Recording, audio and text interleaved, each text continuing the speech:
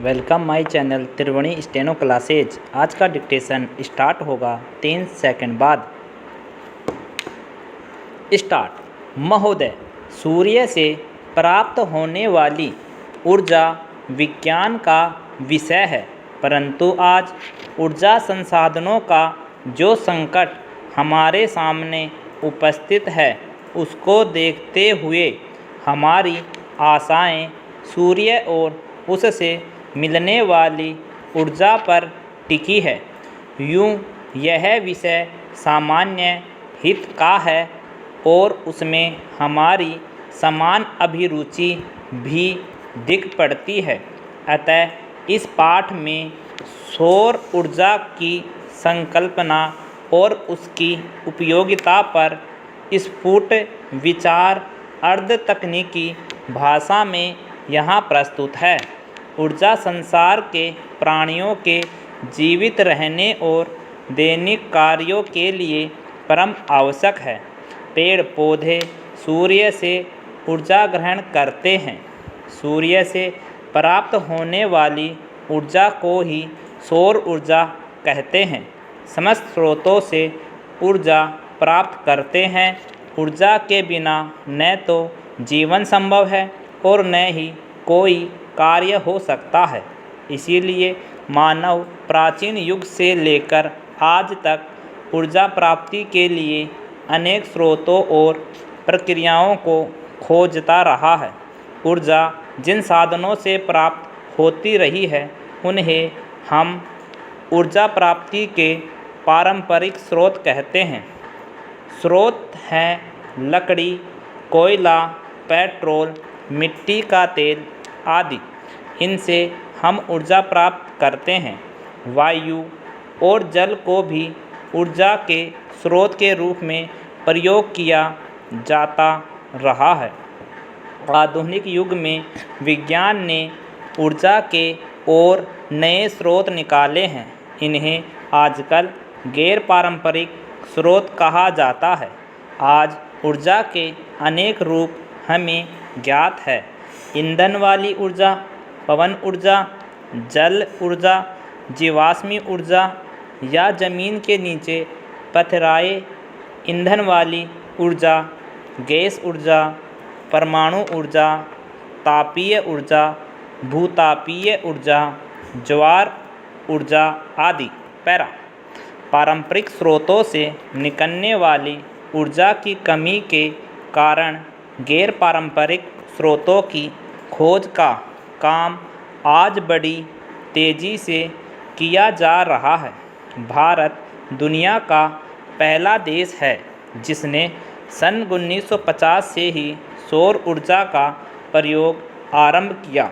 सन 1973 में जब पेट्रोल, मिट्टी के तेल आदि पदार्थों का संकट अनेक देशों ने अनुभव किया, तब वैज्ञानिकों ने व्यवहारिक स्तर पर सूर्य को ऊर्जा के प्रमुख स्रोत में स्वीकार किया।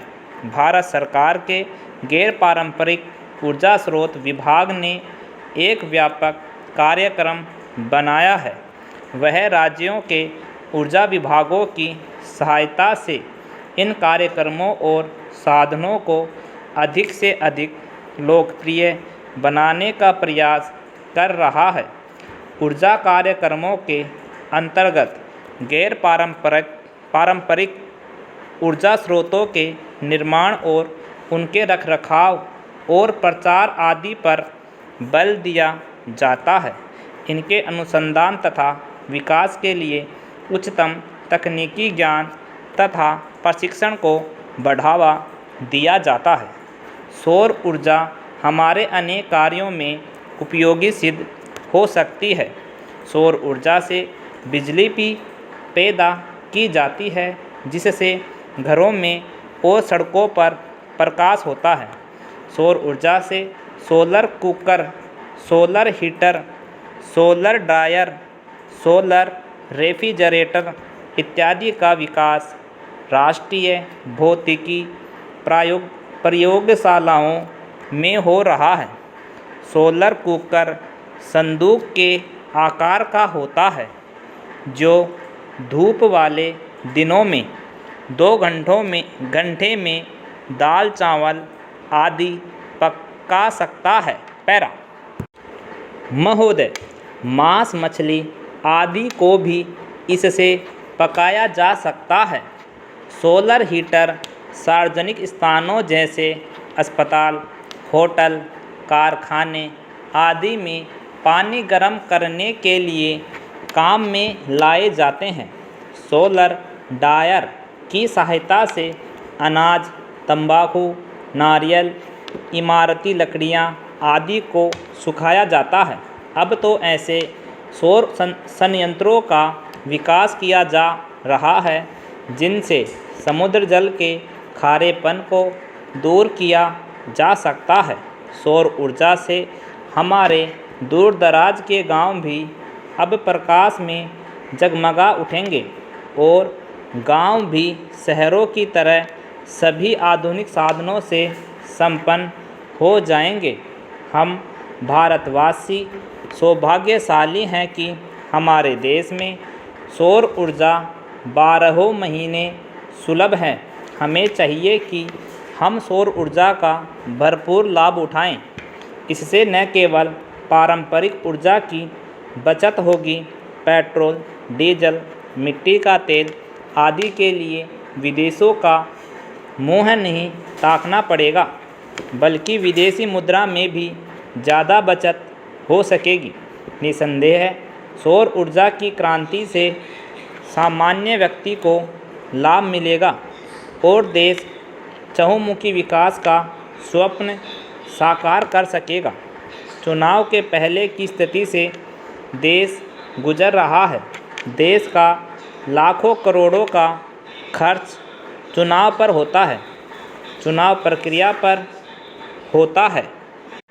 अतिरिक्त इसके चुनाव प्रत्याशी भी लाखों करोड़ों का खर्च करते हैं।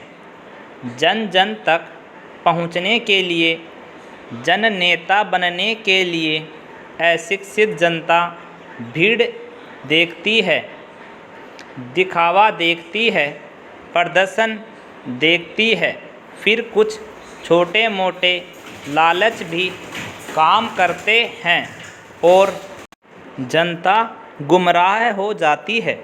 ऐसी स्थिति में चुने गए प्रत्याशियों से भला क्या देश का हित हो सकता है?